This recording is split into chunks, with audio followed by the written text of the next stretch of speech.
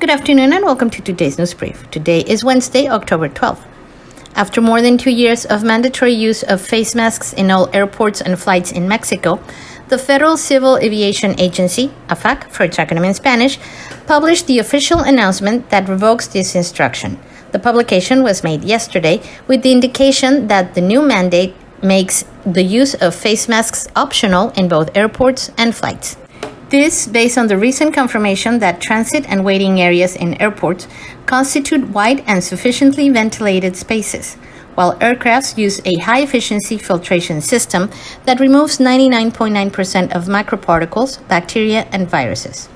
It was announced that as October 11 and until the health authorities modified the health protocols inherent to the use of face masks at airport facilities and in aircraft passenger cabins, the use of face masks will not be mandatory. However, the concessionaries and permit holders of airports in Mexico should always have enough masks available to be provided to users if necessary, as in the case of people with visible respiratory infection symptoms.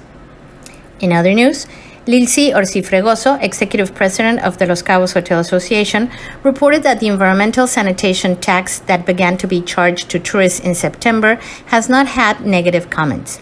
Orsi explained that the hotels have begun to implement this charge in their bills as a tax which is charged per night per occupied room, not per person, and it is of a little over 33 pesos, under $2 per night per room.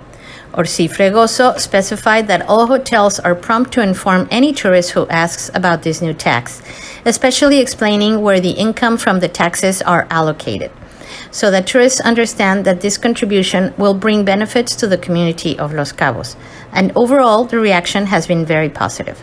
However, she remarked that it is important that the Los Cabos Revenue Directorate of Los Cabos City Council informs the other forms of lodging or other real estate which are not part of the Hotel Association of this tax, since the Hotel Association has already received calls from these other forms of lodging asking about it.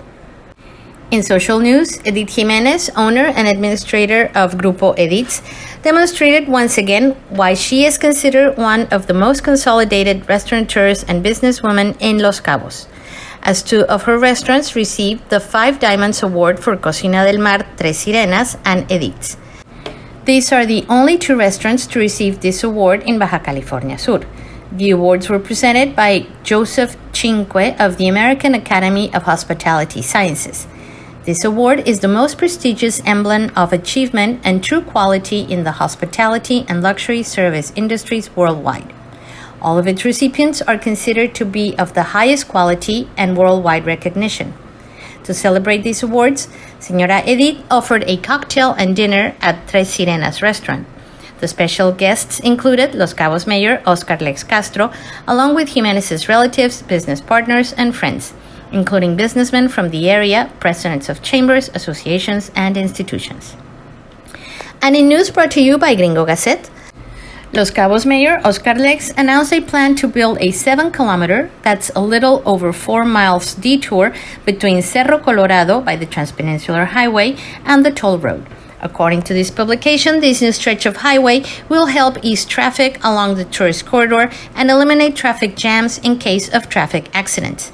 Mayor Lex also announced the upcoming construction of an overpass at the Fonatur roundabout. That is all that I have for you today. Have a great evening. And before I leave, I want to send a big shout out to Giancarlo for his birthday. Happy birthday!